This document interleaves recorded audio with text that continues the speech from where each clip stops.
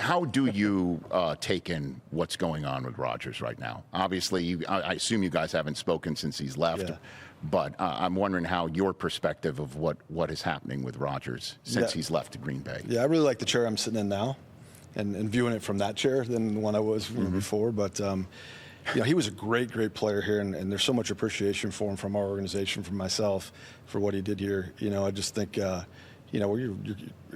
Again, you're kind of rooting from him from afar to, keep playing because he's such a great talent. He's had a long, really good career, and if he decides to hang it up, then I think it's that's pretty good 20-some years. Have you ever gotten a call, like Rich said, where a deal has been done and then you get another call and it's better than the one you just had?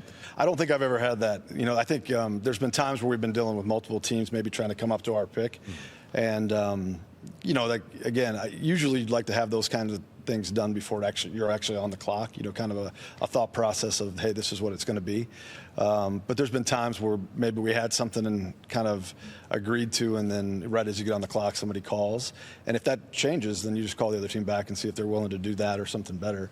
All in 10 minutes. Yeah, and again, there's a timing element too. You better have somebody to pick, right? Because if it doesn't go through, you got to pick somebody. And there's other people in the room who are hammering that down, or you've already hammered it down. Usually, you right now, Brian Gutekunst, you're sitting here day before the draft. You've got a short list of guys that you're definitely taking if they're on the draft board. Yeah, again, you don't unless somebody blows you away. Right, or it's kind of like that. I think you always have to have somebody to pick, and then if the board kind of tells you it's maybe best to move back, then you try to do that if you can. But that's uncontrollable. You can't control that. You have to have somebody willing to come up.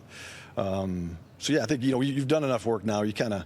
You know that unless somebody falls that you're not expecting to fall, that there's a group of guys that may be in that wheelhouse, and you're ready to go. I was asking about plans that you have already mapped out. Do you already have a trade with the Jets for Jordan Love 10 years from now? You already have what you're gonna extract from the Jets? Me or somebody else, maybe. Yeah. Just wondering. Yeah, right. Because it is kind of crazy when you think about it. Yeah. Certainly if Rodgers wound up in Minnesota too, it's like, really, is this the way it has to go? It's remarkably eerie.